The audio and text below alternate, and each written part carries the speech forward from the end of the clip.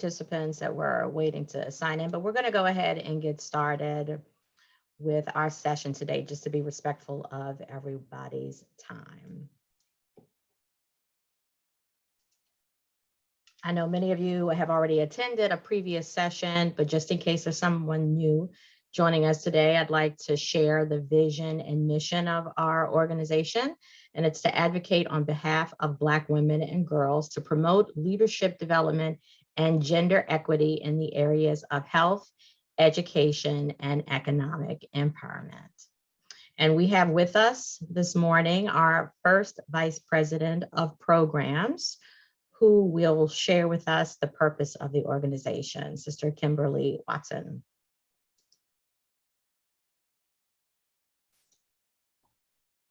Good morning, everyone, and thank you for joining us. We are the National Coalition of 100 Black Women Los Angeles chapter, and we are excited to bring you this workshop. Every year, we share what we call our Sisternomics program. And Sisternomics is about financial literacy. It's about educating our sisters on the things that we need to know.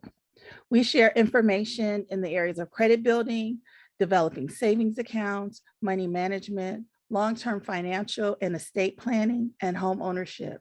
And this year, we have been fortunate to partner with the Cal Smart Money Program to bring you this 6-week series. And the Cal Smart Money Program was created actually by Senate Bill 455, which establishes the Financial Empowerment Fund. So we are excited to, along with several other chapters in California, and we actually have 7 chapters in California, to bring you this Cal Smart Money Program. So thank you for joining us. We appreciate you taking the time to be here and participate in this 6-week session. I know it's a commitment, but we thank you and appreciate you. And now we will turn it over to our coalition sister, Michelle. Thank you. Just as a reminder for those in the session today, this is, again, a 6-week session. This is session number 3. And our future sessions, we're going to take a little bit of a break for next week and then April 2nd and come back on April 9th, April 16th, and then again on April 23rd. And today our session will be on credit and developing a spending plan with Katherine McGill from HPP Cares. And I just want to take a minute to put in a shameless plug for some of the coalition activities that we have coming up. We won't be meeting next Saturday, but next Sunday, we do have a free self-love webinar that will be coordinated and presented by our health committee. So if you are available and interested, that will be happening. And then on April 2nd, we actually have a scholarship and economic empowerment tea happening at the Chado Tea Room in Torrance. Tickets are $55 and they are available through our Eventbrite platform. Now you can go to our website and get information on these events as well as on our social media platforms. And the Chado Tea Room, that is exactly at the same time that we would be meeting for our workshops. Please consider attending.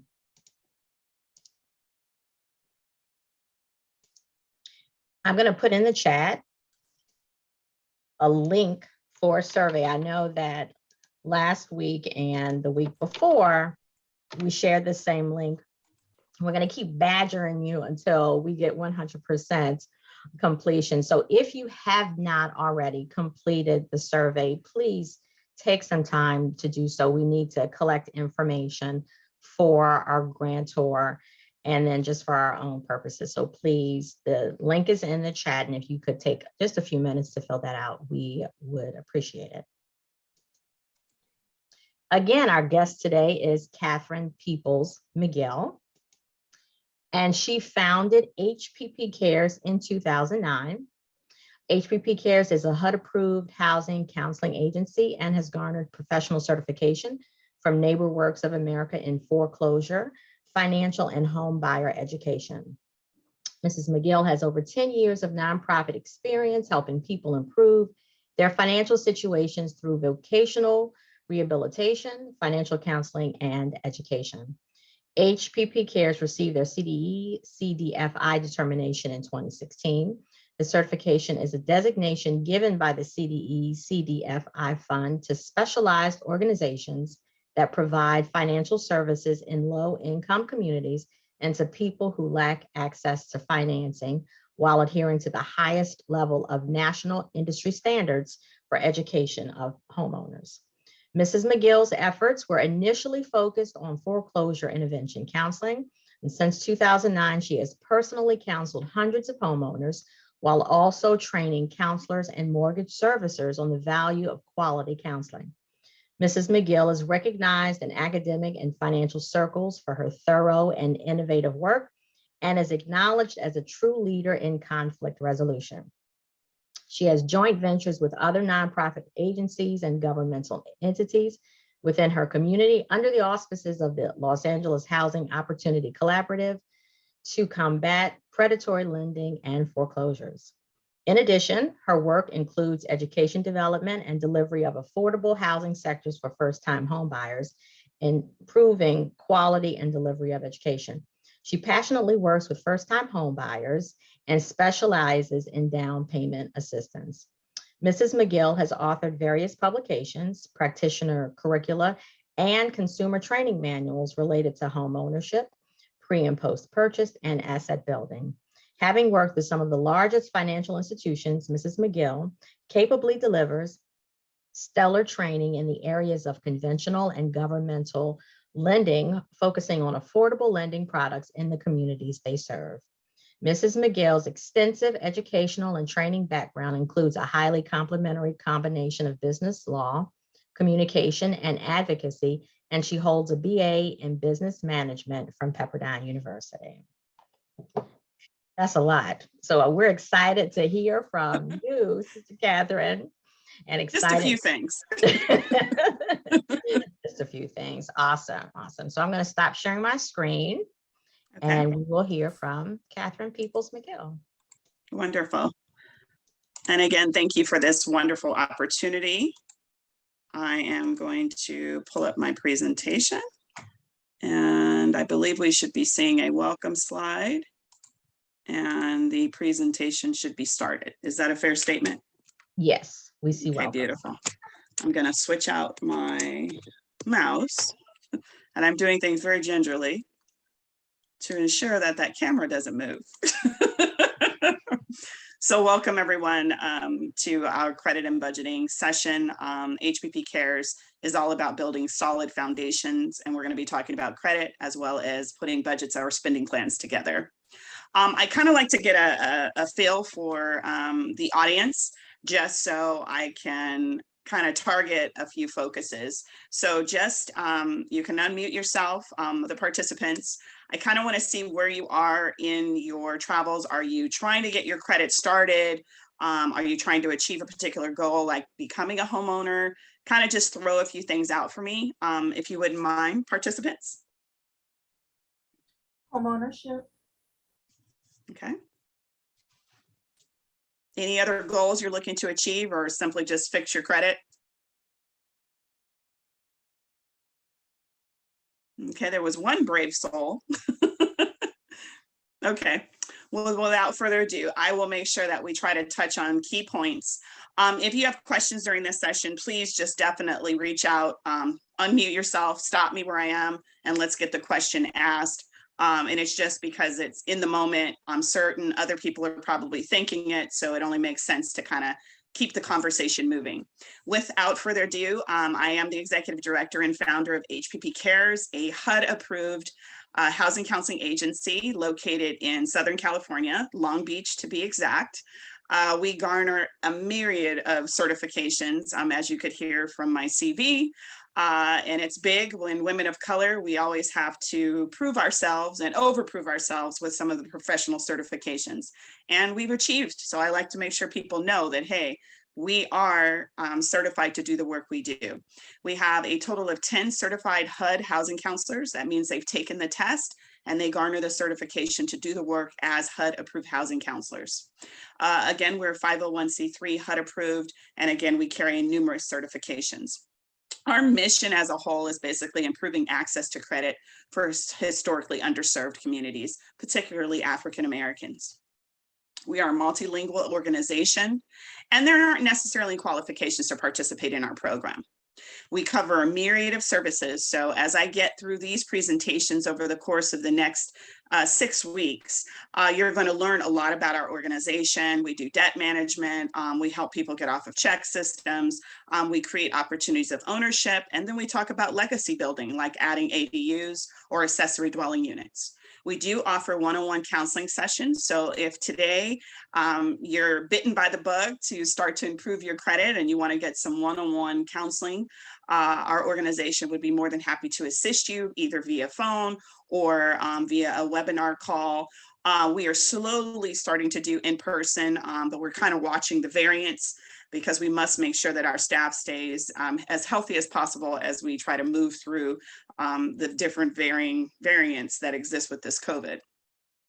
Our organization is about education, building strong communities, and developing the tools and resources you need as a consumer to be successful in the process of acquiring a home, buying a car, whatever your ultimate goal is. We trace ourselves on basically focusing on helping individuals triage, assess obstacles, and create an action plan. And I'm giving you all of this so you can kind of get a flavor for the organization to kind of see what you're getting yourself into when you start to work with us. We work together as a team. We provide the resources. This isn't a location where you kind of just drop off your issues and then come back in 6 months and say, oh, has it been fixed?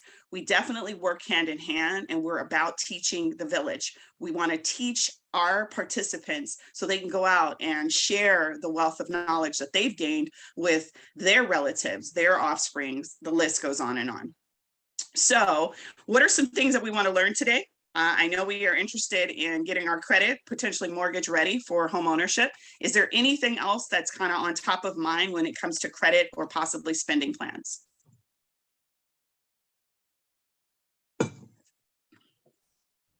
Silence is killing me. I've always wondered, how do you get to like this magic 800 credit score? Okay. Very good question. And does it really exist, right? You know, it exists. My daughter her score is 800. My score has never been that high, and I don't understand how she has it and I don't. Okay. Well, we'll look into some ways to dissect how to start to increase the points, see what's holding you down, and also discuss some of the algorithms that are in place that do affect that. But we'll touch on those things. There's also a statement in the chat, preparing credit after maxing out credit cards. Okay. Repairing credit after maxing out credit cards. Got it. Okay. And again, don't be shy. This is all love here and not a finger pointing session at all. So please just be very candid. Let's be upfront. Let's have that conversation so we can all move forward. Because the key is to have this as a starting point so that I can make sure that you become a homeowner within the next few years, if not this year. Okay, enough said. I've got all those notes. I will make sure that I incorporate some of those components within our education.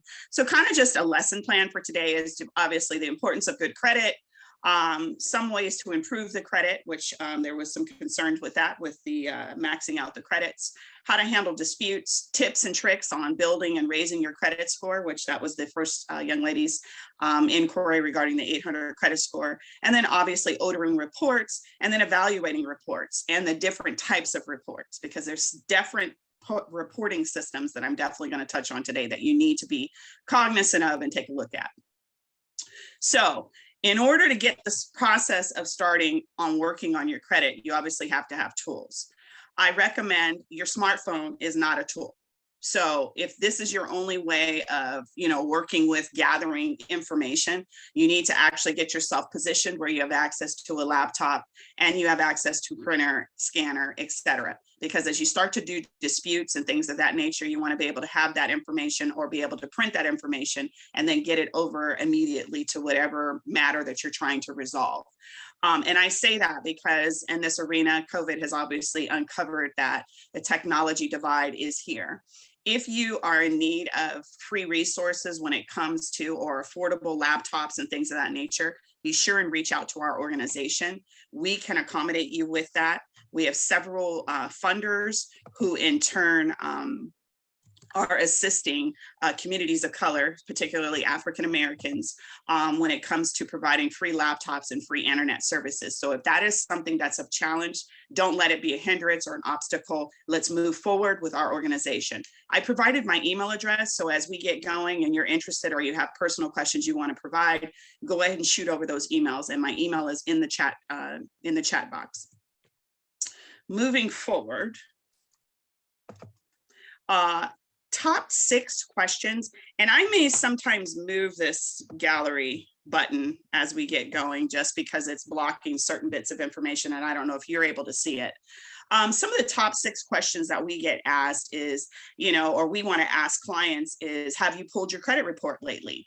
Have you been possibly sued, or if there's any particular judgments? These are things that we're going to ask if and when we have a counseling session with you, because ultimately the end goal is to not only get this education today, but take it to the next step. So you can take a look at the myriad of questions that we're going to have when we have a one-on-one session, or may jar a potential thought. And these are just standard questions that counselors or credit counselors with our designations would ask when helping you pursue or achieve your goals. Some of the common problems, obviously, is there's no credit. There's negative credit history, or there are high debts. And in the instance with the young person who indicated that they had a high number of credit debt, that tends to be the highest factor, is we maximize or we overutilize our credit that we currently have. And that is what pretty much puts us in a position to have those negative reportings. And I'm going to show you some tips on how to manage your credit monthly so that you can start to achieve higher credit scores through this presentation. At the end of the day, we are put into a credit box, and I will say more so African Americans than any other community. We tend to be seen as the ones that don't have the income and don't have the credit to achieve certain things. And a study was done by the Fair Trade Commission that basically was coded as the credit effect. And it's found that African Americans have more potential mistakes, and yes, I said mistakes, on our credit reports. And you say, well, why is that? There is an algorithm that does a lot of the coding when it comes to our credit reports. And so the items that I'm going to arm you with today may answer that 800 question. Is the system set up for us to be not so successful? And I will have to tell you so. There's quite a few white papers, as well as studies that have been conducted, that the AI technology that's used to calculate our scores and review our credit report potentially does take a look at our ethnicity. So I'm going to give you some things on how to combat this. We are in the process of working against the 3 credit bureaus right now to have those algorithms either re-reviewed or eliminated altogether. And this is just an additional report. We work a lot with Consumer Financial Protections Bureau. So yes, this is a session that you definitely want to get some notes out and some pen and paper, and definitely a cup of water, and don't step away because I'm going to be dropping some knowledge today. Consumer Financial Protection Bureau. This is an entity that was established during the Obama administration. The reason I show you this is because I want you to see the number of reports, and this is just pretty much an annual report from 2018 of the data and the number of reports that not only they have gotten in, and when I say reports, you actually file a complaint against whatever creditor is improperly crediting or reporting on your credit report with this institution, and they too help tackle getting that matter resolved. And so in 2018, they handled 126 matters 126,000 matters just pertaining to credit, 81,000 pertaining to debt. A lot of those had to do with minority individuals who were seeking assistance with credit. So I want you to make note that that is an entity that if you are having challenges with your credit, this is one group that you're going to work with that advocates and gets things removed or resolved that are improperly being coded on your credit report. And that is Consumer Financial Protections Bureau. There was also another study done by the Federal Trade Commission, and that's FTC. And it also talks about the serious impact with regards to credit. They are going to be rolling out another report here regarding data from 2019 to 2022, which has more of a demographic breakdown when it comes to ethnicities to really shine the light on where those impacts are being had. And obviously, as we all know, the onion is being peeled back due to COVID. It's really getting ready to see how African Americans ourselves, we don't have a seat at the table. And the reason being is it's systematically been set up that way. Credit effects obviously can hinder your insurance, pursuing insurance, employment, as well as loans. And so we want to make sure that you get aligned with all the appropriate tools and resources. Also, credit does impact your reputation as a whole. And so it's important to definitely improve those matters. Who can access your credit? You say to yourself, you know, can anybody just randomly run my credit report? And I will tell you, yes, creditors tend to run your credit report on a monthly basis. Collection agencies can run your credit report ongoing. Insurance companies, if you're pursuing insurance, employers can run your report. And in many instances, you don't have to have given permission. They can just randomly do this during the year, during the month, or whenever. And that at times can also impact the credit scoring. I have a little bit of Nipsey Hussle in here. We'll keep it Christian. And the reason I put that in there is because we have to be dedicated and we have to put hard work into what we're getting ready to do to empower ourselves and getting our financial warehouse together so that we can achieve home ownership or whatever goal we're wishing to do. So first and foremost, through this, as your action item number one is you are going to need to come up with a successful money management goal, okay? So first thing first, before we start to talk about credit, we want to look at what is my goal? What is my ultimate goal? Do I want to stop renting in this apartment and get my own? Do I want to buy multi-units, 1 to 4 units, and live in one and rent out the rest? Do I want to start a business? What is the ultimate goal you're looking to achieve? You need to put that down on a piece of paper. You don't have to go out and get all these little fancy booklets. I keep stuff real. 99-cent store and I are best friends, okay? Get a sticky note, get a, as crazy as this is gonna look, this is my goal sheet. I got a box that I didn't open up from Staples, and I basically put my sticky notes of what I'm trying to achieve. I have them strategically located in my home office, in my office, at the office, potentially in my purse. So when I open up my wallet, you pull out your goal sheet. And so when you're standing in Costco and you're like, oh, I got to get all this stuff for, you know, Christmas and Easter and all this other craziness that's causing you to spend your money. When you go to reach for your Costco card, you'll see that reminder that says, well, trying to buy that house in the next 3 months might not need to be in Costco spending $700, okay? So these are just little tricks and tips that I have done, and everything I do and talk about today, I live it, okay? I'm that person that had the 300 credit score, and I am not ashamed to share it, okay? And you say, wow, whoa, really? And yeah, and now I've built it up that I have a 700 credit score. But I'm not living on a pedestal and trying to teach down. I've lived through this. Check systems, I know it. I've gotten myself off of check systems, not once, but a couple times, okay? So the information I'm giving you is stuff from life experiences. Put your goals down on paper, as simple as a sticky note, as simple as an index card.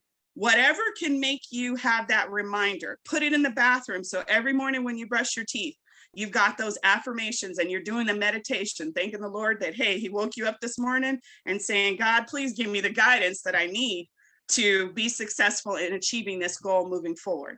And as long as you have those subtle reminders, and it, like I said, some people do vision boards where you actually seeing assets, or, you know, a car or a particular house. If that floats your boat, handle it. If not, write it down. But definitely we have to have some level of what is the goal I'm trying to achieve, and what is the time frame I'm trying to achieve it, as we begin to tackle our credit matters.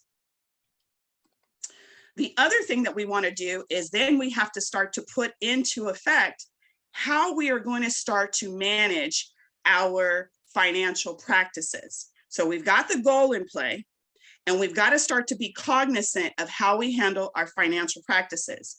Is it that, you know, every time I need money, I run to the ATM, and it happens to possibly not be an ATM in my network? So we all know what happens when you're not utilizing an ATM that's your exact institution, but possibly another institution, you get a charge. So we've got to start to record over a 30-day period, or possibly a 2-week period. Some people say 20 days, because once something's done in 20 days, it becomes a habit. So over a course of 20 days, you want to look at, how am I spending my money? Look at your bank statements, look at your bank account, code it down on an old school calendar for the month, and say, okay, today I didn't make my lunch, so I ran to Starbucks and spent $7. I didn't make my lunch, I ran over to Chipotle and spent $20. I also had to fill up gas, and gas is, you know, $10 a gallon. Start to document those things over the course of a 20-day period. So you've got your goal, and then you have your documentation of how you managed your money over a course of 20 days. Then after a 20-day period, you're going to start to look back, or even in the process of recording it during that 20-day period, you're going to start to say to yourself, well, wow, you know what? I just wasted $5 when I know I've got the Keurig at home and I have the coffee pods. Wake up a few minutes earlier, and during that week, I could have saved a total of $40 instead of just rushing over to Starbucks and get that cup of coffee. So again, those type of just writing it down and seeing the information for what it is how you're going to start to curtail your spending and start to go towards achieving your goal. And it's those simple things. You think to yourself, oh, it's rocket scientist, I've got to have this person help me. No, it's holding yourself accountable. I know some financial institutions, and I'm not putting any particular plugs, because most financial institutions I'm in a housing discrimination complaint with. So I'm just throwing a few out. I know Wells Fargo has a system where it will notify you, and it's a new software that they have, that if they see a recurring charge every month, like a gym membership, it's going to, you know, put a system up and say, hey, are you going to the gym? That's another way. So if you want to use Wells Fargo, great. I know several credit unions have that same type of platform. You just kind of have to figure out if you would qualify to participate in the credit union. The tools are there to help you start to put your budget and manage your money accordingly. There has to be a meeting of the minds. I know we as women have come together to get the sisternomics today, but if we have a partner, male or female, whichever your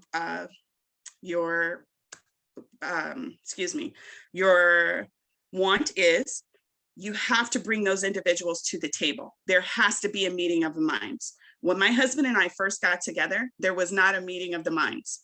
He was interested in buying a house. I was interested in going to New York Company and looking like Carrie Bradshaw from the TV show, you know, just trying to be within the styles. And it was to somewhat of our detriment. We still are married, but it caused a lag in our process and being successful in our home ownership journey. And it took a while for everybody to get on the same page.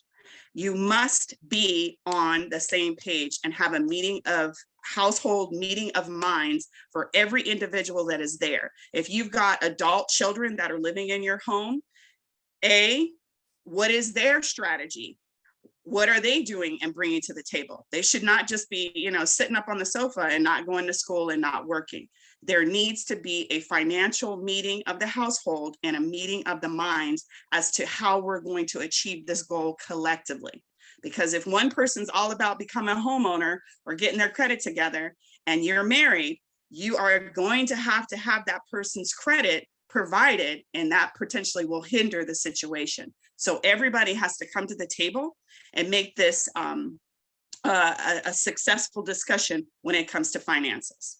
And no more hiding bags in your car, because that was the big thing that I was doing initially when I first got married to my husband, is I would hide those bags in the car of shoes and clothes. And we all know it because we're like, oh, that dress is super cute. And you're out at lunch spending money unnecessarily.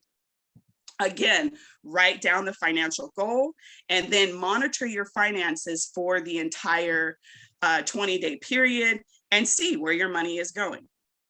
Other realistic goals that you want to start to put into play is obviously if you tithe to church, you want to make sure that that's listed in your monthly or weekly budgeting, as well as if you're setting aside for retirement. And I must emphasize, we as African Americans need to start to look at our retirement, our insurances, and things of that nature. And there's going to be some worksheets that I'm going to send out after the session today, so that you will have these at your ready to start to fill in and begin to start to be cognizant of managing your money and seeing where it's going. A great tool that I found, there is a cost to this, but you can try it for free for like 37 days. And it's so random because they have like 37 days opposed to 30 days. And it's called You Need a Budget. What it does is if your bank doesn't have that particular software that I mentioned to you, you could work with this program. And it's kind of cool and trendy. So that's why I kind of like it. It has caricatures, as you can see here, and it takes a look at your paycheck. It looks at your debts. It looks at how you're spending your money. They have a free trial, like I said, for 37 days. You can test it out and see if it works for you. Another tool when it comes to budgeting, I would suggest you possibly look into is a system called PowerPay. It was developed by students out of Utah State University. And basically it shows you your spending power and your saving power. And it also provides various financial calculators to help individuals get out of debt and save. This tool, they are in the process of trying to get it where it connects to your financial institution and can pull in certain bits of information. But as it stands right now, you still have to manually put things in. So you've got two sets of resources to potentially pursue. One that allows you for 30 days for free, and then this one that is ongoing for free at all times, and that's powerpay.org. Now, how I was indicating how you need to list or handle your finances. These are simple Word documents, nothing fancy, or Excel sheets. These I will be providing to you after the course today. And basically it shows you your budget sheet for the week, all the expenses that were going out for that particular week. And then we also have a sample for the month. Some people prefer the big calendar that you get at Staples or Office Depot with the big, big squares where you write down daily what you're using. Whatever it takes to get there, get there. These are the ways you do it. Write down and document where your money goes on either a daily basis, a weekly basis, or potentially a monthly basis. So then you can start to cartel, remove items where you're excessively spending, like coffee and going out to lunch instead of, bringing leftovers from last night or whatever the case may be, so that you can start to achieve your goal. I wanted to show you, jumping into credit, how the lenders are interpreting certain particular items. So when you pay your bills on time, it's letting the lender, which is the lender's interpretation, is the Miller column, is showing them how you can wisely handle your debt, okay? And then it's going to give you your score impact. It's going to show improvement and increase it. If you see that the person is in foreclosure, and we'll just drop right to the bottom. If they're in foreclosure, your lender interprets default, and you see how it impacts your score, negative 140 to 180. I wanted to show you this piece of it because we're not getting to our credit, because possibly we don't know how to, and or we do not understand the impact that credit has and the things that we do, like, oh, well, I'll do the minimum payment next week, or I'll only pay the minimum payment. how it is impacting our credit moving forward. And this is just a good example of showing the action that was done by the consumer, how the lender is interpreting, and then what the score impact could potentially be. Are there any questions at this point? Okay, I will keep moving. So credit scoring and reporting. The types of credit reports that are out there are, as we know, consumer credit reports, the tri-merge report, well, it pulls all three bureaus together and it gives you a layout of all your reporting. There's a residential mortgage credit report. So you're saying these are all different? Yes, they are all different. There's an auto loan credit report, and there's even a check system credit report. These are all different types of credit reports that I'm going to send you a PDF, and it's probably about 300 pages. So be very careful and don't print it unless you are fully aware that it's going to use all your ink up, or possibly send it to Staples. And it is going to show you all the links to go in to check your reporting information. And I will show you those details here shortly. Again, there are three main types of credit reports that majority of us are really looking into. Is our consumer credit report that we actually pull. There is an in-file credit report, and then obviously there's residential mortgage for credit. These are the three types that are popularly utilized majority of the time. Who uses the credit reports? Obviously, financial institutions do, landlords use them, utility companies use them, cell phone companies use them. The list goes on, and obviously some of our employers utilize them. Lenders can go through all of our personal information, and it is a little alarming, some of the information that can be had by some of these systems that pull our data. And I'll get into it a little bit more here shortly. But credit is key. We all know it. It can impact everything adversely. Your insurance rates can be through the roof because you are not managing your credit appropriately. You could lose out on an opportunity for a job. So key is, let's get the credit in order so that we do not have to suffer the high cost loans if we had better credit. Having no credit shows that you're basically credit invisible. And it may result in you having harder times to do pretty much anything. You basically are nothing and standing still. And so we want to help you achieve that if you're an individual that's like, well, I really don't have credit, I'm afraid to get credit, I'm all about paying cash, I don't want a credit card. Our agency can help you go down the right path to pursue the proper credit reporting. And it may be as simple as having your rent that you pay on a monthly basis just properly be reported to your credit. And that is an option at this time. You don't have to go out after this session because I don't have credit and go run and get credit cards. I'm not advising you to do that.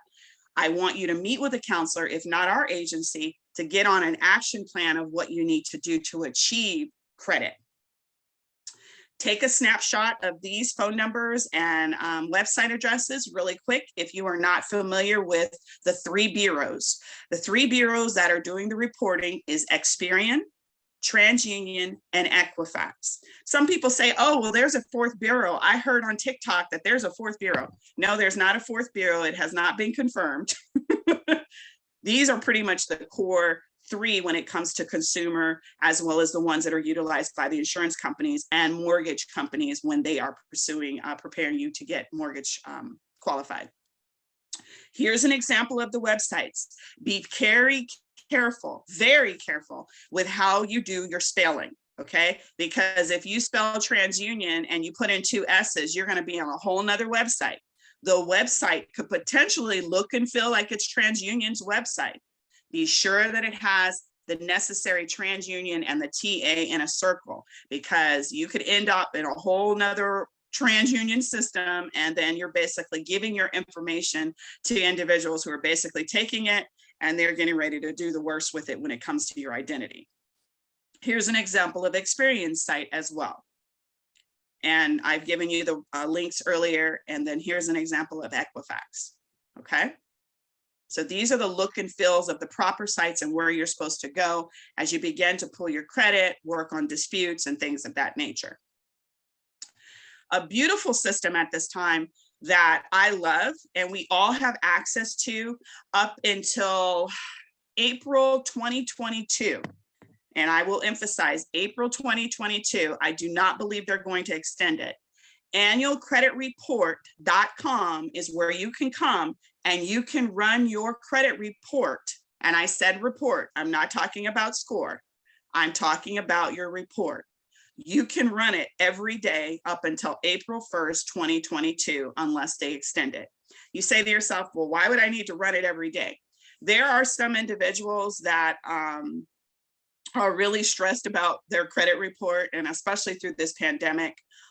So they've given the opportunity to allow individuals with no impact to their credit to have a look at their report. And obviously this is your personal information.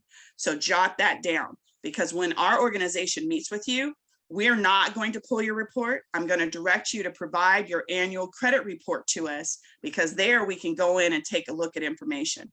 If my agency were to pull your credit, it would be considered something called a soft pull. It would still lower the scores by a few points, but bottom line is, why have anybody pull your report when you have your report right here readily in your own hands at annualcreditreport.com.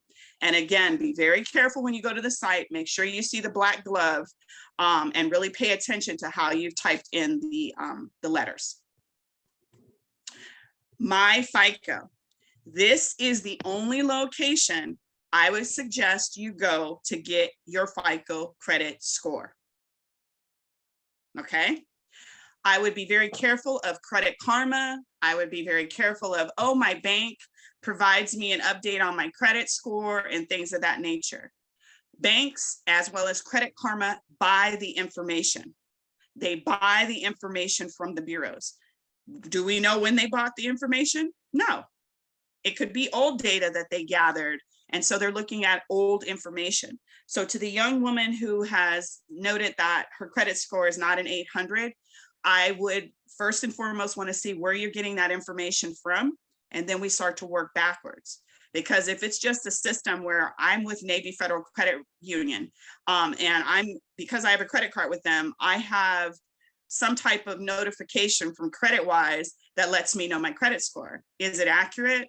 No, because when I actually do run my credit, there's a different credit score, and it can be off, some instances, 75 to 100 points. So definitely, if you're looking to see what your actual true credit score is, you need to go to myfico.com. There is a charge for it. Okay. Everyone's in the business of making money.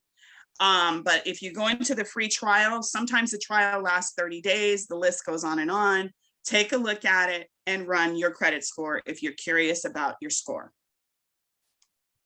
Be very careful though, whenever they are saying something is free, and that's a big thing that Credit Karma pushes, etc. And the reason I bring up Credit Karma and I bring up Cash Call, because both of them live in Huntington Beach,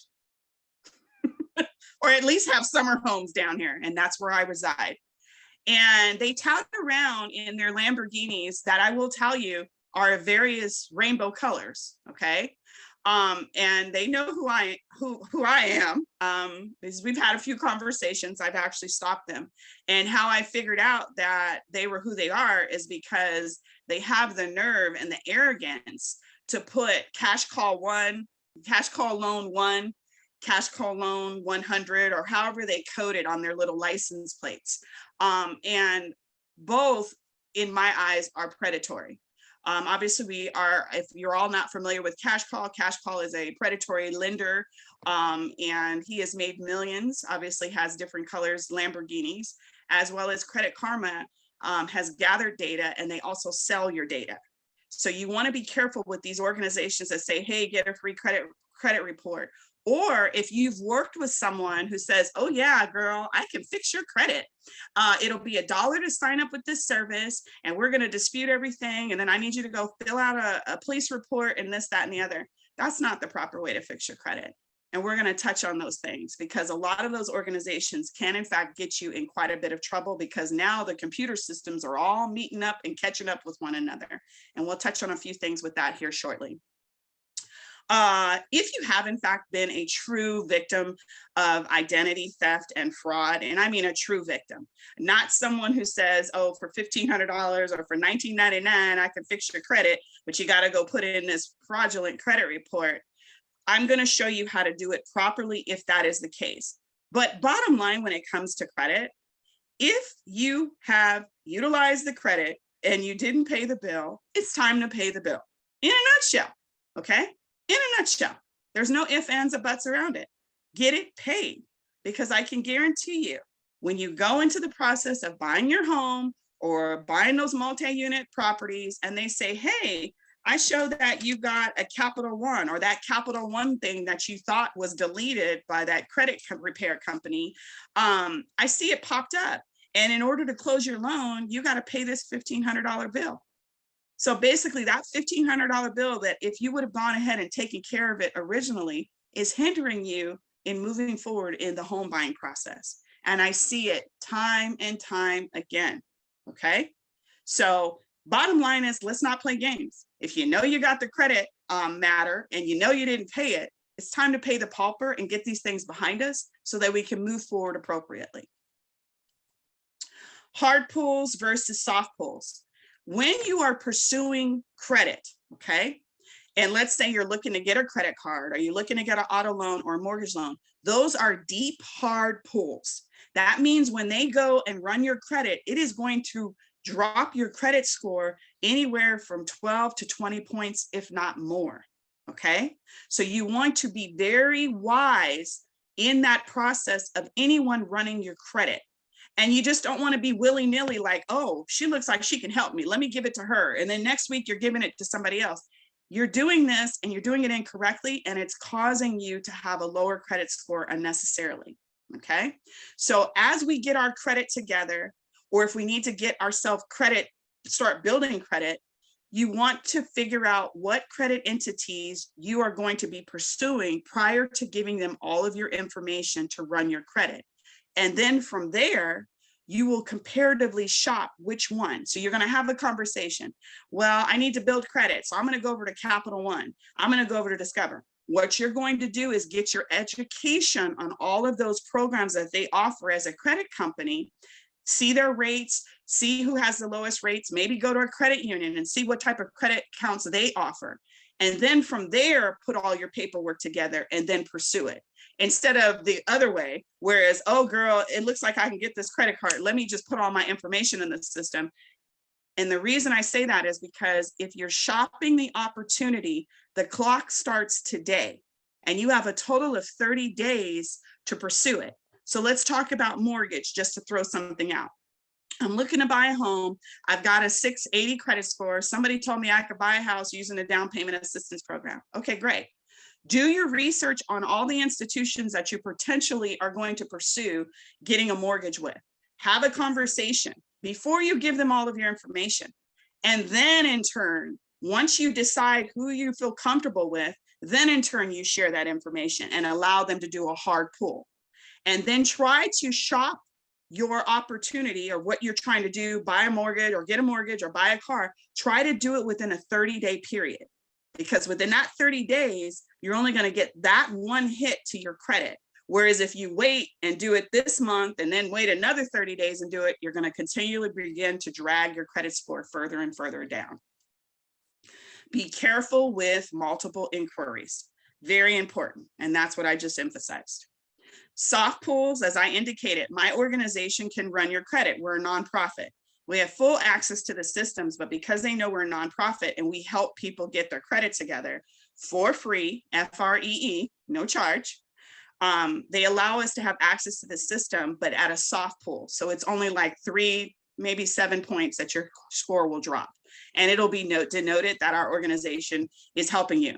Not an organization like a company where you can't handle your debts and you work with a debt settlement company, not that. And you want to be careful of those, but just as a nonprofit that's teaching housing and budgeting and things of that nature. Now, throughout the month, your credit entities are softly pulling your credit, okay? So that also comes into play. And do we have control over that? No. Within their contracts that we didn't pay attention to when we signed on because we were excited, we got approved for the credit card and signed away, or we were excited because we got the car and signed away. In the fine print, it says that throughout the month, periodically, we will randomly run your credit.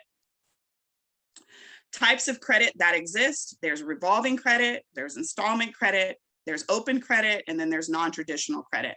And so these are just kind of the general types of credit that exist and will be reported on your credit reports. Evaluating your credit report. So I want you to jot down this website, reasoncode.org. So before you go anywhere and you start pulling your credit reports, if you use annual credit report, make sure that you have this website up. What you can do is, in order to understand and digest the report that you're looking at, you can put in the reason code in the search field that you see here on your screen by going to this website. There's no charge. They don't want no emails and all that fancy stuff. And you can see and learn about what the reason code is and why your credit score is the way it is. Okay. And it basically puts an end to your credit score questions. All right. So this is just a great resource that we can use as consumers to understand why stuff is reporting, how it's reporting, and just to get better education on our financial house. Questions to ask yourself before you pull that credit report and begin to analyze. Are there any duplicates? How many accounts are good standing? How many installment accounts do I have? Revolving accounts? How many inquiries are there? Why is there so many inquiries? Do I have any public record items? What are the worst issues on the credit report? And you need to start to dissect it from the top down. Don't just graze over it. Look to see if the spellings are right. Look to see if the addresses are right. If you got 15 different addresses on your credit report, that's already a red sign that you got to get in and remove those, because you don't live at 15 different addresses. You need to make sure you have the most accurate information on your report at all times. So we're going to take John Consumer. So John Consumer has 3 different names on here. What is John's real name?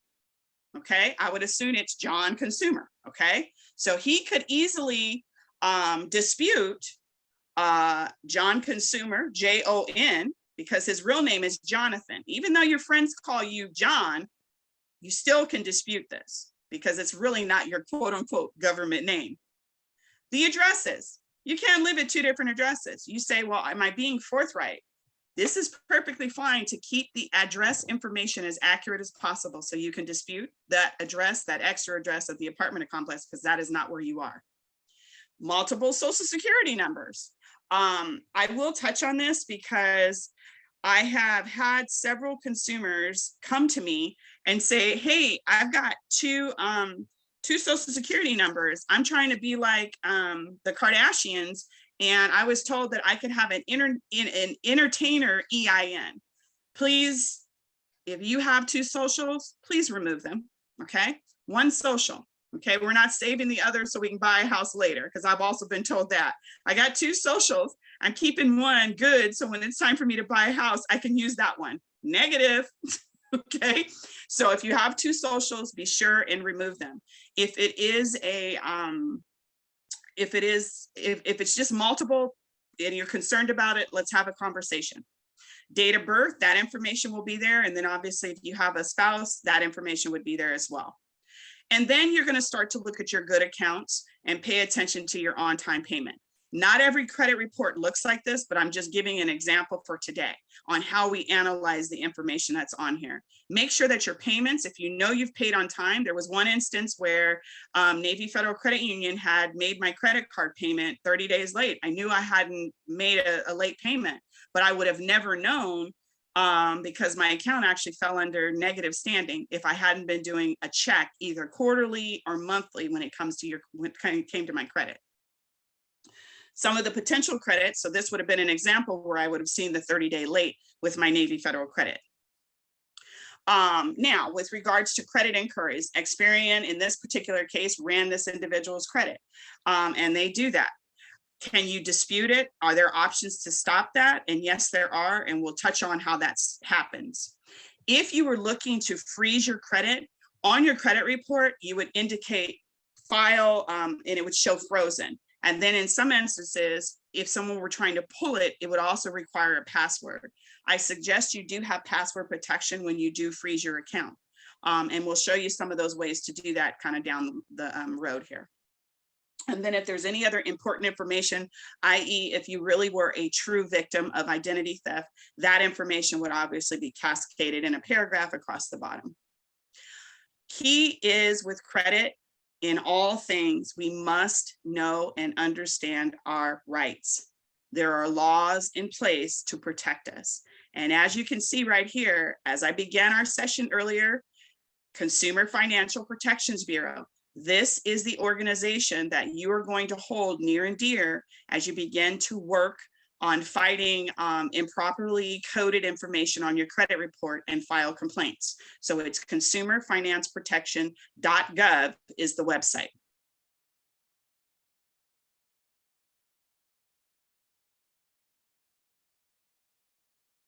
Your rights as a consumer. And in any credit report that you pull, that information can be readily pulled or pulled out as to what my laws are.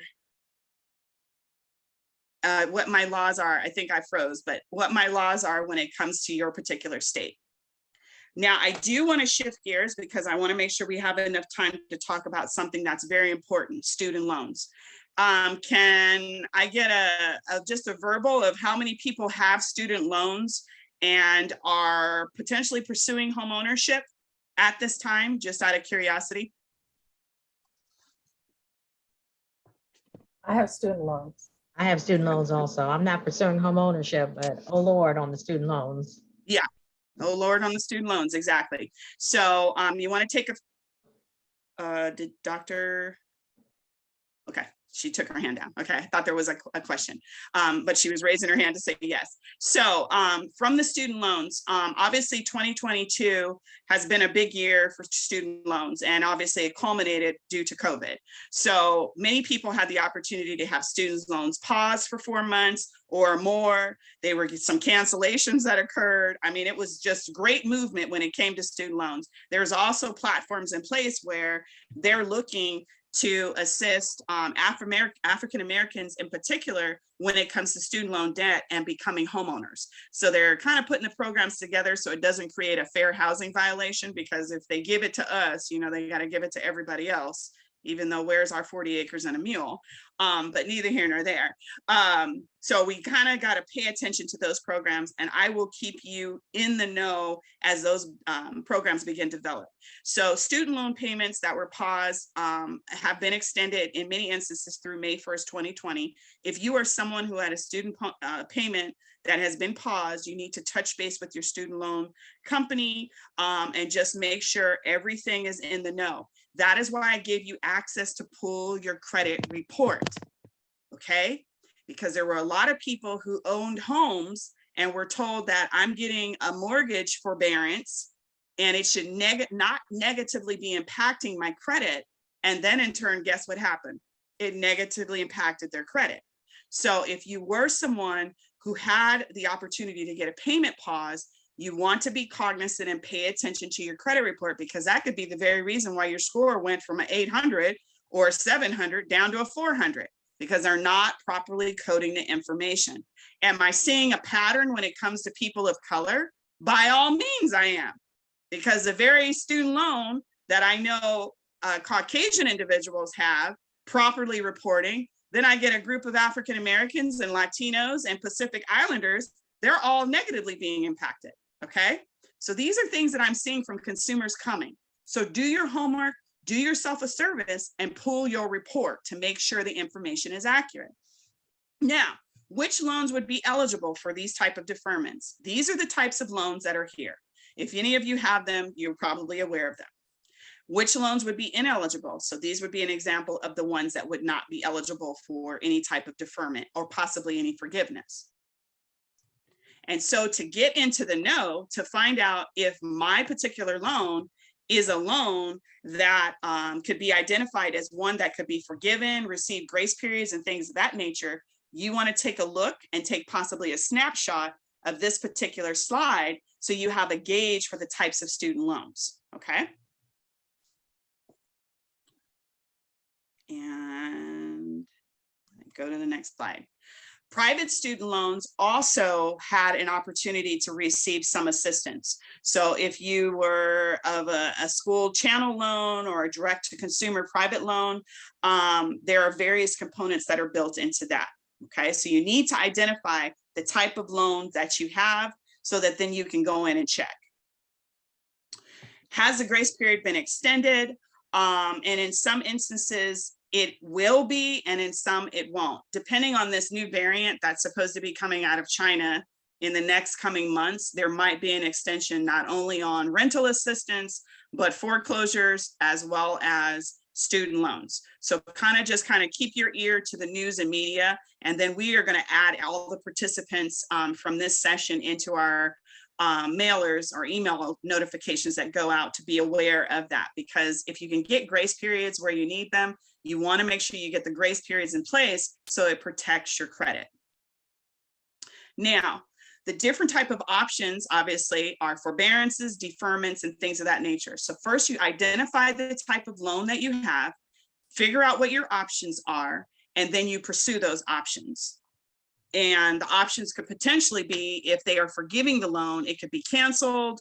If there was some type of unpaid items, those could be refunded. The list goes on of different opportunities, and you won't know unless you take a look at what type of loan you have. Now, there's a website that I am going to take us to super quick. And okay, so the website is Student Aid Government Mortgage Loan Forgiveness and Cancellation. And I'm gonna put that in the chat box. Okay. This site is where you'll be able to go in, understand the type of loan forgiveness that you potentially could qualify for, learn any type of the cancellation items. And I'll just have to say, keep me honest, Sister Michelle, you do see my website and it's showing you the student aid site, right?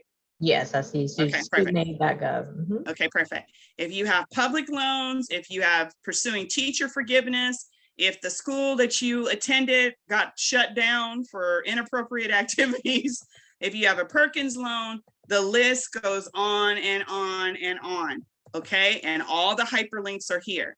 Again, the vetted site is the studentaid.gov site. Okay, so you start here, figure out what type of loans you have, and then pursue the necessary avenues. Because if you can get cancellations of your loans, and I tell you, it's a hallelujah moment, okay?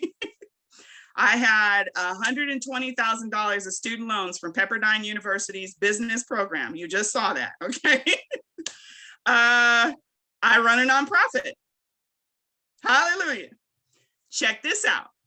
I submit the application in 2010 and was denied. You got to realize I've had a nonprofit for a minute, okay? Constantly told no, no, no, no, to the point where I just said, okay, I give up, okay? Then all of a sudden COVID came and I don't have $120,000 in student loans. They actually recognized the work I had been doing. I'm a vetted nonprofit and my loans were forgiven. Okay. Now that doesn't mean everybody go out and get a nonprofit set up tomorrow. Okay. Check out where you may have cancellations, because they have opened the floodgates or opened the door for various ways that your student debts could potentially be canceled, forgiven. The list goes on and on. So check out this website, let your fingers do the walking and get in the know. And again, I'm bringing you here because you're like, dude, she's like talking about budgeting. She's talking about credit. There's a lot of things that I want to get you in position that if you are not a homeowner, you can be in position. And even for my homeowners, hey, wouldn't it be great to buy 4 units and get that working for you? Okay. And yeah, I know we got COVID and people weren't paying their rent, but bottom line is it's all about building wealth, empowering ourselves. Okay. Very key. So if you do have student loans and you are a property owner, look at these sites, see if stuff can get removed. It will change your debt to income ratios. Debt to income ratios, which could make or break your opportunity for becoming a homeowner. So not only are they looking at the credit, not only are they looking at the income, they are looking at how much debt you have. And if you can get $120,000 worth of student loan debts off your credit, let's make it happen, okay? And again, I live it. All right, back to our presentation. Share. Okay, kind of beat that down about the forgiveness, get into it. I've talked about errors, and I'm going to kind of moving because I know we're running on time. If you have paid debt off, so say you're like, hey, Catherine, you know, I hear you. In 2022, I ran my credit report. I paid all my debts off, and it is now April 1st, 2022, and it's all on my credit still. It's like I didn't even pay it. I will send an example to you, goodwill letter. You will send that goodwill letter to have them positively correct your payment. And this is kind of like, I won't say a threat letter, but it's like, yeah, we need to get some act right here because you are impacting my credit. And if you don't take care of it, I will pursue other measures. So I will get that out to the participants today, because if you fit in that category, not only are you going to send this goodwill letter certified, you are also going to file a complaint with Consumer Financial Protections Bureau and provide all the necessary documentation that, hey, I paid this. And in some instances, they tell you if you pay it, they'll remove it. If you are someone who's like, well, I'm trying to get my tax return money together, and I think this is the year I'm going to knock out my debt, let it be the year that you knock out your debt and use your tax return correctly. Pay off the debt, okay? When you do negotiate those phone calls, make sure you record the conversation. Okay? Now you say, well, it couldn't be admissible in court if they don't know I'm recording it. So, you know, when you call a creditor and you say, hey, my name's Katherine, and here's my loan number, and here's the last four of my social, and this is my address. And they say yes. And it says that, you know, you're on a recorded line. You say you are too. And that's how that recording can be admissible in court. Did you catch how I pulled it off? So any type of creditor that you're engaging with, even if you're behind on your mortgage and you're trying to negotiate a modification, behind on your car payment, anytime you engage with these folks who are only getting paid $20 an hour and really don't care about your situation, okay, and may or may not note the records, you want to record your engagement. Haven't we learned in everything that's been exposed that when there was never a recording, it didn't happen, especially when it comes to us? Utilize it when you are dealing with your financial affairs. That's how you win. You say, well, how do I get a recorder? All of us have recorders on the phone. Figure out what app you can download and record. If not, get a recorder from Staples, have your kid bring their cell phone in and you do like a video, but it's only looking at the table, and you record the engagement, okay? You've got to start to beat these groups at their own game, okay? Other codes with regards to it, consumers have to be very aware of if you're going to file bankruptcy. I have a lot of people who have little to none debt and are like, oh, I'm gonna file bankruptcy. Or I got a judgment, I'm gonna file bankruptcy. Really understand what is happening. If you file bankruptcy, it's gonna be there 10 years, not 7, 10, okay? If you get a civil judgment, you gotta be on top of this stuff.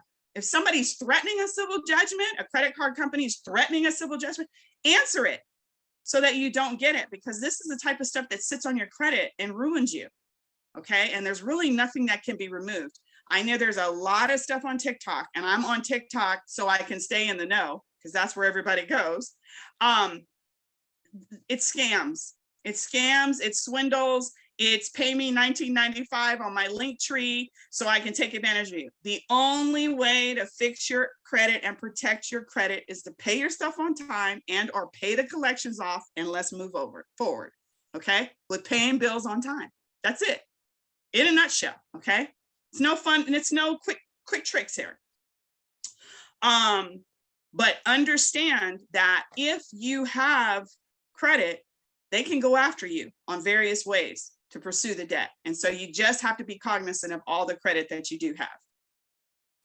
Reporting periods can be confusing. And I want to show you something. So for the young lady who is wanting to get to the 800 credit score, or the young person that has needs to repay has maxed out the credit cards, okay, and needs to see a quick turn in your credit, okay? Now, it's going to require a little uncomfortableness per month, okay? But you can do it. So I just have some random credit statement from, off the internet. So John's credit, he has a balance of $1,258.56. Everybody see that? His payment is due on the 23rd of January, okay? All right, and this is so you can see some drastic improvements in your credit score within the next 30 days, okay? He owes $1,258.56. His statement date is the 23rd, or his due date is the 23rd. His closing period, if you will see here, is right here. The 27th, I'm sorry.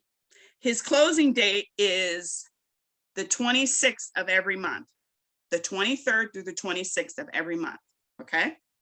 So if he were or she were to pay off the entire amount or to bring that balance down to less than 30% of the available credit. So if you have available credit, that's $100 and it's maxed out at $100, and you either pay that off to zero or you bring it down to $29, okay, which is below 30% utilization, you will see a drastic improvement in your credit scores. Depending on how they report it, I have had people that have done this very thing and their score has gone anywhere from 50 to 100 points on all the creditors that they have on their credit report, not your car payment, okay? So these would be credit cards, okay? So your statement's the 23rd, the close date is the 26th. From the 23rd to the 26th, your creditor is reporting that to the Bureau. It's a 3-day window, okay? You say, well, what day is it, Catherine? Have the credit paid down or zero by the 23rd and leave it that way until the 26th in this instance. Now, all of your credit bureaus are completely different. So, and I mean creditors are different, excuse me, not bureaus. So say you have a Navy Federal Credit Union and your statement is the 17th. Look for the closing date on your statement. If you want to drastically see your credit improve over a 30-day period, pay off the debt to zero. Do not close the account. Just pay it to zero and leave it that way for the 3-day window from the statement date to the close date so that the Bureau reports it as paid to zero. It will change your debt to income ratios. And your debt to income ratios, again, can make or break your buying power when you're trying to acquire a home or buy a second home. Okay, good? No confusion? All right, you're a good group. Medical bills. I get tons of issues with medical bills. The main thing that I'm going to tell you with medical bills is you are going to go to the Consumer Financial Protections Bureau, which is here. This is a copy of their site. I don't need that. And you are going to submit your complaint.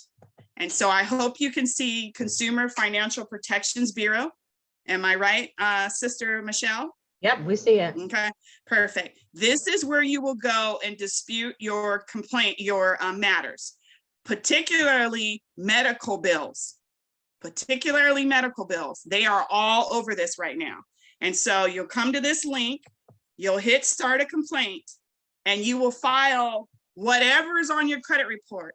Every group that is a creditor is in their system because they've been doing this since the Obama administration. So pretty much every reporter or company that is either bought your mortgage, it was sold to, or bought your debt and it was sold to, et cetera, appears here. Simple as answering these questions. What is the complaint? And you submit all of the information. Medical bills will fall under debt collection, And then you'll have to answer, is it improperly being reported? Have you tried to work with these people? Is it paid off? And it's a myriad of like 5 questions. You answer it, you say what the problem was and your experience, and then you tell them how you want to rectify it, okay? And that's basically it. And then it opens up a case. They reach out to the executive company leadership for whatever that company is, and they challenge them. Why, if this person has paid this debt, are you continually reporting it as negative? And in majority cases, it's removed. You can use this same system if you're on check systems and you can't get a bank account. You can do the same thing. This will help you get off of check systems. Trust me, okay? All right. Consumer Financial Protection Bureau does not play. And let me show you something really quick. Let's see where it went. Oh, I know what I did. Come back here and back out. Okay, and the reason they don't play is when you are explaining your scenario, definitely let them know that you are a woman of color or I'm an African American, because they will then put in the component of credit discrimination, and credit discrimination exists, okay? I can't stress enough how much it exists and how much we just let stuff go by, okay? We let stuff go, okay? We've got to stop letting stuff go and just say, oh, well, I got denied and it is what it is. The laws are in place, ladies, to help you combat this. And this is the link for credit discrimination. Okay, and I put it in the chat box. I'm going to go back to my presentation super quick. I deviated a little bit. And hold on one second. Share.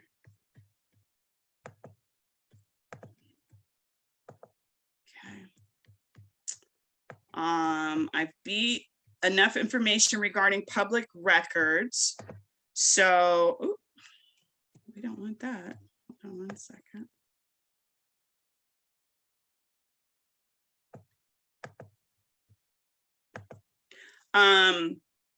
And the fact that you have to manage your public records. If you did file bankruptcy or you have civil judgments, reach out to us. There are some programs that are in place that a lot of people don't know due to COVID, where they're trying to help consumers out. So if you are having some challenges, let us know.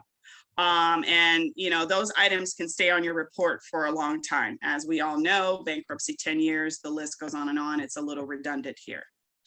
Again, bankruptcy definitely is not an option. Speak with a housing counseling agency before you pursue it, like our organization. We can assess it. The only reason you would really want to pull a bankruptcy card on it is if you were behind on your mortgage and you couldn't get the California Mortgage Relief Assistance Program and you were preventing a foreclosure. That's really the only reason I would see it. Or if there's quite a few lawsuits that are coming after you, that might be a reason why. I'm not an attorney. You still need to look into talking with an attorney, but those are kind of the reasons that I would normally see someone filing a bankruptcy. As we all know, taxes, child support, and some court order restitutions do not fall under it, obviously, as well as student loans do not fall under bankruptcy. Credit scoring, we can see that credit scores range from 300 to 850 and higher. I have seen on a TransUnion credit report, I've actually seen the 900 marker. I was in awe. I asked the person who came to me, oh my goodness, how did you make this happen? Do you have that Black American Express card? And he whipped it out. I was like, whoa, whoa. And then he proceeded, because they were looking to buy a house. They've never bought properties before. They were Filipino family. And so he said, well, check this out. I'm gonna have my sister come by here, because they were actually nurses surrounding the office. So she was kind of at break. He told her, come on by. She came by and she whipped out her American Express Black card. So I was like, woohoo. So these people exist. How do we get there? We pay our debts, we get rid of the collections, and we work that window, okay? And how do I know that window works? Because that's the same system my 900 and my 800 credit score people do. They pay that debt within those windows, and then they resume using it after those 3 days. So look at your 3-day window. You will be amazed how the credit changes. You will be amazed just by the debt or the credit, the collections being paid on your credit report. Okay. There's a couple other things I wanted to tell you. Let me see here. I have such an extensive presentation and so much information to share with you. Are there any questions at this point in our juncture? And Miss Michelle, how are we doing on time? We're running a little long. So, this is scheduled for 90 minutes. So we have about 7 minutes left. I do have Perfect. one question while you Definitely. find a new slide.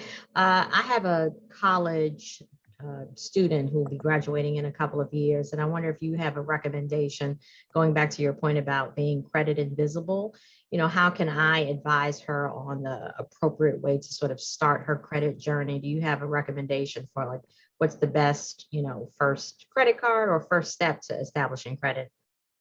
I would definitely have her take a credit and budgeting class. I would have her meet with a housing counselor. Okay. And I know it's a lot to say, what are our goals? But we definitely want to start with that. Okay. And I'm having that conversation with my 13-year-old. And sometimes she looks at me, but now it's starting to resonate. Okay. Because she sees areas where I'm blocked. Okay. So we have that conversation. And sometimes when they don't hear it from us moms, and they hear it from a trusted source like a certified housing counselor, okay, or they take a class, then it sticks. Okay. With regards to credit cards, we introduced my daughter, who's in college now, and she's going through the Navy Federal Credit Union. Not everyone can participate with Navy Federal Credit Union, but if you can, and you have a military person in your life who can make the phone call, make it. Best credit union in the world. Okay. And they actually sometimes call you when they have late issues. Like if you're late, they'll give you a call and say, hey, payments due. So they work with folks. It's a great starter company to utilize for credit cards. Some people do Discover, some people do American Express. And when they're students just graduating, they can get those. But understand that they must understand how to manage those, because some of us were given those opportunities too soon. So as long as she or he has that job and understands the payment is due, not, oh, I'm afraid to go ask mom and I know the payment's due. No, we're talking real business here. So you've got to get the temperament of where your student is in handling finances. But I definitely would say start with a class and make them go. Make them go. Okay. Talk to them about your trials and tribulations. My kids see it every day. I live it. Okay. And get them hungry about it. Hey, this is helping you so you can become a property owner. And I know this may not be a conversation you want to have right now, but you need to, because we got to keep the legacy moving. Awesome. Thank you. There's one more question. I think Uh-huh. Chica has a question. Chica has a question. Hi, mine is pretty much the same as the last question, but only difference is that I'm out of school. I actually just turned 30, and this will be my first ever credit card. I'm used to just paying everything. I don't like to have like debt. I had a full ride for undergrad, really good with money, have banking and savings. So I have no issue with income, but I feel like it's time for me to start actually building. Well, I feel like I have credit. I don't know, but trying to build How many credit. credit cards do you have? We're family. How many credit cards do you have? Zero. Okay, no credit cards. Okay. Yeah. In order, what's the game plan? What are you trying to build the credit for? So you could buy property out here. I have property in Africa, building a hotel out there. So I have property other places, but not in America. So I'm trying to build credit here so I can buy get credit to buy a new car. I think I've just been buying cars with cash or Right, well, just regular, buying a house, all of that. So I'm trying to build that here. Okay, well, So when yeah. I want to take your education class so you can mentor me. 2022 is I'm a mentee this year. I know a lot, but I want to learn from individuals like yourself. Now that's a boss. So with regards to credit here, and to keep it quick, you have to have a minimum of 2 credit cards for ownership, home ownership. I know Okay. you pay the cars off in cash, and that's fine because, hey, you maybe don't want a car note. That's cool. But you at least have to have 2 credit cards from major credit institutions, not Victoria's Secret and Kohl's. Okay. You have to have like Visa, Discover, American Express. But let's do a one-on-one so I can properly put an action plan together for you to take the next steps forward. Okay. Because you see a bigger picture and I love it. And I just want to get in the picture. Okay. But for buying a house, utilizing the mortgage standards here, it needs to be a minimum of 2 credit cards. You've had to have them for about a good year to 2, okay, for a minute. And then it'll start to put the credit together. You can use your rental payments and you say, well, I'm living with mom and dad. There's a way to code that information through a system, a software program that will show positive payments. It takes a little bit of work and maneuvering, but that could also be another trade line you could use. Okay. All right. But definitely let's schedule a one-on-one. I will send, because I know for the sake of time, we got to move it along. And I told you, I'm long-winded and passionate about what I do because I want to see us be successful. For all of you that are interested in home ownership, attend the home buyer workshop. I've got some fabulous down payment assistance announcements that will be coming down the pike, and tell the others. When it comes to credit, I'll send out a myriad of PDF forms that you can start putting budgets together. I'll put some links together with regards to those student loans. And if you have garnishments, so say you're not so positive with credit, you got some garnishments happening, I'll show you how to tackle those with some of the links and resources. But the first step, obviously, if you want to get to us or get to the agency, come direct. You've got my email address in the chat box, Katherine at HPP Cares, and you'll get one-on-one time with me. Pastor, Miss Michelle, I'll turn it back over to you. Thank you. So just to circle back, Katherine has put her email in the chat. And would you prefer that they correspond with you directly or go to your website? We don't have the Just website. come to me directly. Carte blanche. Okay. It works better this way just because we also are getting tons of phone calls with the foreclosure crises right now and rental eviction issues. So just have them send over an email directly to me. Okay, awesome. And the coalition will communicate with all of the participants related to the recording of the session, as well as the resources that have been provided. So I'm just gonna, for our final check-in with everybody, share